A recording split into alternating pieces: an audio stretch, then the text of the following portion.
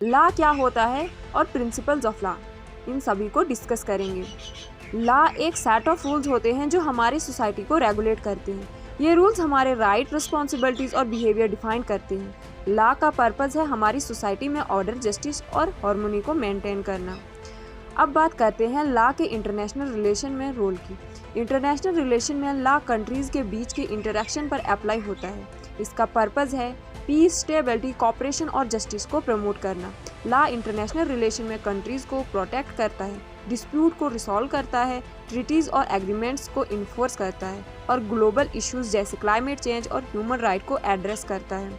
इससे कंट्री के बीच के कॉन्फ्लिक्ट्स कम होते हैं और हमारी ग्लोबल हार्मोनियस कम्युनिटी बनती है। लॉ के इंटरनेशनल रिलेशन में कुछ इंपॉर्टेंट प्रिंसिपल हैं।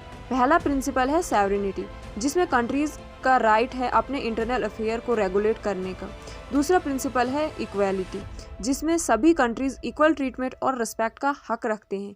तीसरा प्रिंसिपल है नॉन इंटरवेंशन, जिसमें कंट्रीज दूसरे कंट्रीज के इंटरनल मैटर्स में इंटरफेयर नहीं करते।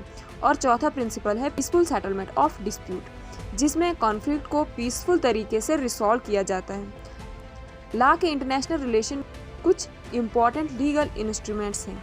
एक है यूनाइटेड नेशन चार्टर, जो यूएन के इस्टेब्लिशमेंट और मेंबर कंट्रीज के राइट्स और रिस्पॉन्सिबिलिटीज को डिफाइन करता है। दूसरा है इंटरनेशनल ट्रीटीज, जिसमें कंट्रीज के बीच एग्रीमेंट्स होते हैं स्पेसिफिक इशू पर। और तीसरा है इंटरनेशनल कोर्ट ऑफ ट्रिब्यूनल्स, जैसे इंटरनेशनल कोर्ट ऑफ जस्टिस, जो डिस्प्यूट को रिसॉल्व करता है based on international laws. Law के इंटरनेशनल रिलेशन में कुछ चैलेंजेस भी हैं। एक है इन्फोर्समेंट, जिससे लॉ को इम्प्लीमेंट करना डिफ़िकल्ट हो सकता है जब कंट्रीज अपने कमिटमेंट्स को फॉलो नहीं करते। दूसरा है इंटरप्रिटेशंस, जिसमें लॉ के डिफरेंट इंटरप्रिटेशन से कॉन्फ्लिक्ट्स और कंट्रोवर्सीज हो सकते हैं।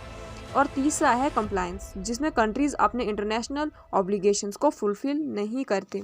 इम्पॉर्टेंट रोल प्ले करता है पीस, स्टेबिलिटी, कॉपरेशन और जस्टिस को प्रमोट करने में।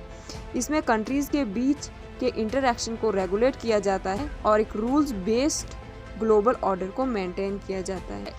ये थी हमारी आज की वीडियो। उम्मीद है आपको पसंद आई होगी। धन्यवाद।